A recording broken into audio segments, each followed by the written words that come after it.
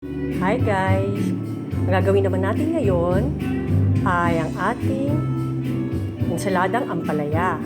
Ang ating sangkap ay syempre ampalaya, ang kamatis, sibuyas, ang 1/4 na teaspoon ng black pepper, ang 1/4 teaspoon ng asin, at ang ating 2 tablespoon ng suka.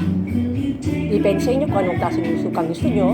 Kung meron kayong apple cider, mas maganda kasi mas healthy siya. So ito na, simulan na natin. Lagay natin ang ating ingredients, ang ampalaya, ang kamatis, at ang ating sibuyas. Yan. Be sure na nahugasan natin maigi ang ating mga gulay. Pwede rin pagkahugas ng water natin sa gripo, pwedeng saglit na bandian. Para syempre, kasi medyo hilaw itong natin kakainin. Pero sandali lang para hindi naman siya manguluntoy. So okay na yan.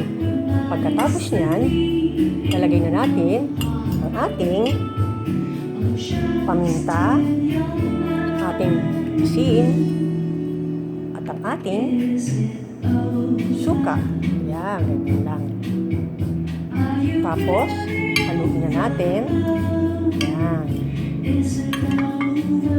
After nyan, pwede natin siyang ilagay sa rep. Mas masarap siya, medyo malamig lang ng konti, pero hindi naman malamig na malamig. Or pwedeng right away, iserve na natin siya with dry fish, fried dry fish, or fried fish. Masarap yan. And healthy pa. Alam natin na ang ampalaya rich in iron. Ang tomato ay lycopene. At ang ating onion, good for the nerve. So guys, ayan na. Kita nyo. Lagyan natin lahat.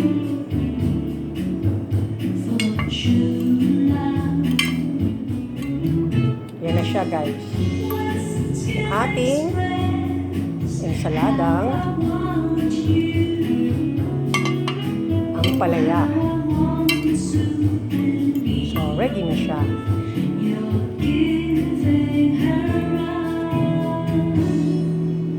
Guys, thanks for watching.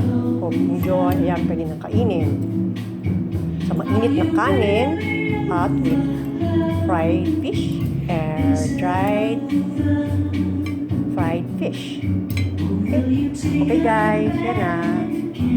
Enjoy. Please like,